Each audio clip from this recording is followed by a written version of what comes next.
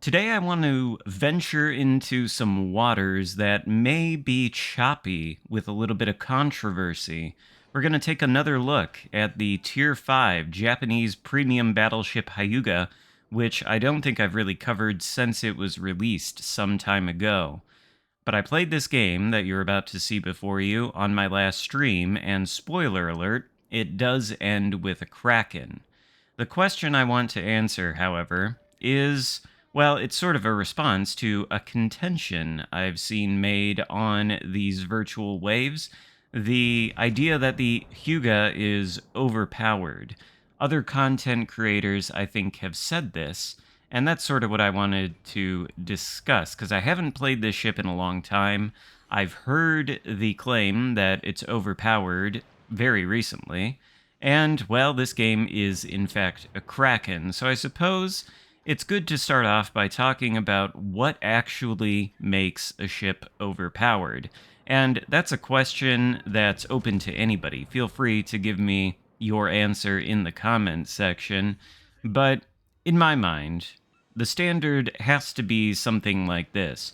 If a vessel in World of Warships Legends is overpowered, then the criteria it has to meet in order to be considered overpowered would be as such. Number one, it's got to have an overwhelming or lots of firepower relative to its tier.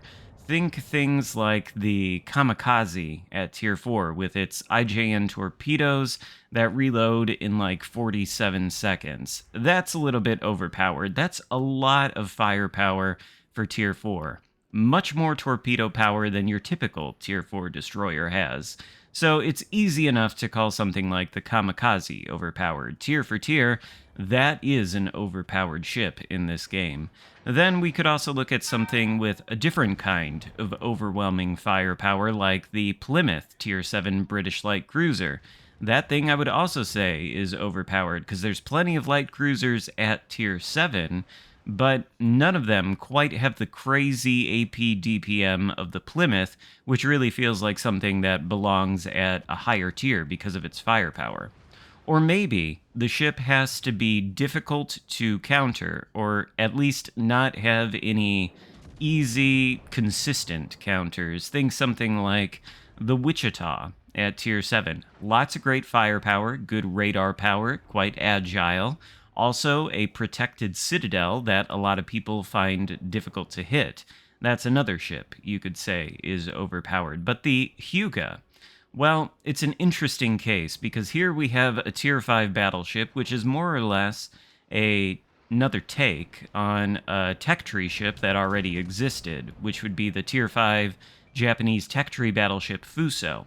Hyuga is a Fuso. It's got the same hull, so the same armor scheme. It's also got almost the same guns. They're the same size and the same number, 356 or 14-inch, but the difference between the Fuso and the Hyuga, and maybe you can see some of that playing out in the game be on the screen here.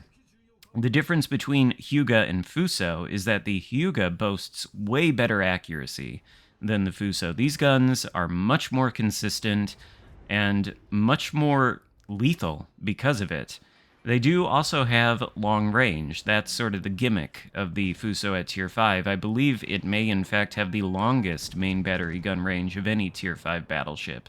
So we have the same exact characteristics as the Fuso, just much improved.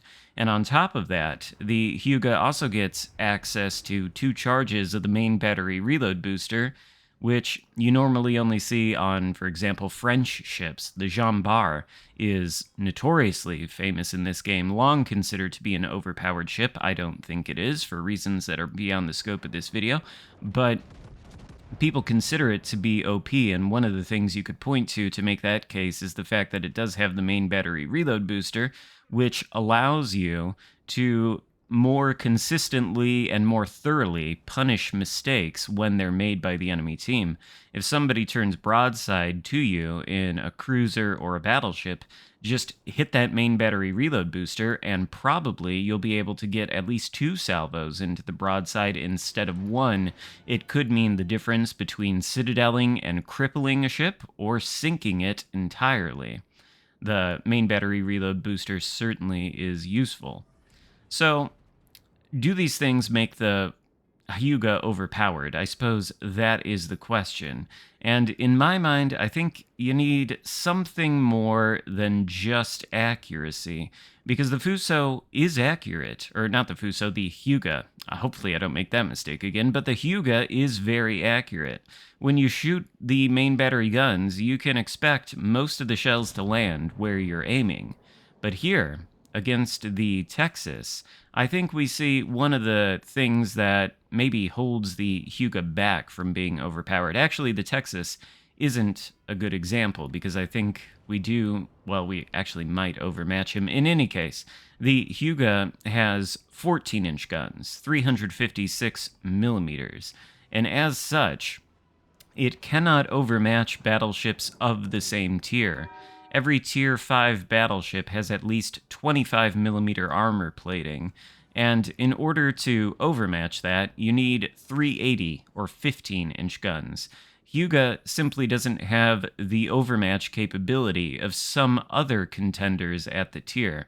For example, the Warspite, the Mutsu, or the West Virginia. All of them have 15 or 16-inch guns, and they can overmatch pretty much, well, actually, without exception, every single battleship at Tier 5 on at least the bow and stern, and for most of them, other parts of the armor scheme. Those things can actually ignore armor. Hyuga cannot ignore armor, at least not on Tier 5 battleships. If something is angled against it, no matter how accurate the shells are, if you hit the angled armor, then they're going to bounce. That's not true of something like the Warspite or the West Virginia.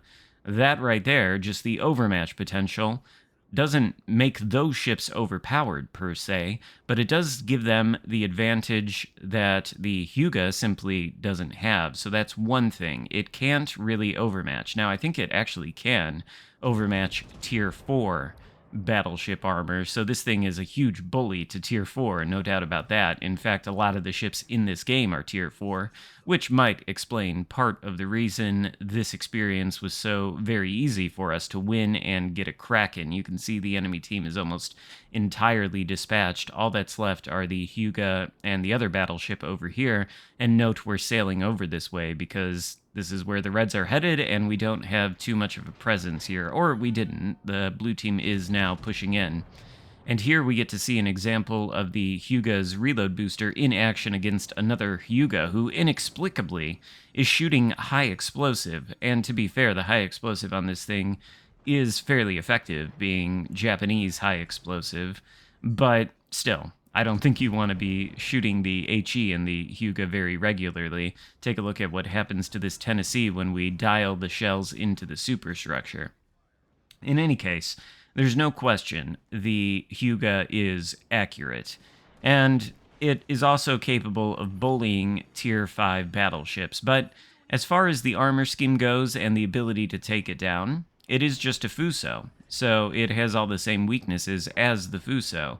And if it gets focused, of course, like we are here, even by battleships of a lower tier, well, it does have the tendency to melt quickly, just like any other ship. But I suppose you could say that about anything at Tier 5. And that shot against the New York, maybe not every battleship could consistently make that shot at Tier 5. The Hyuga can, but you can angle against it. You can take it down fairly easily if you are playing well. I've taken down plenty of Hyugas with the likes of Warspite, Queen Elizabeth, other Tier 5 battleships. It's not impossible to do.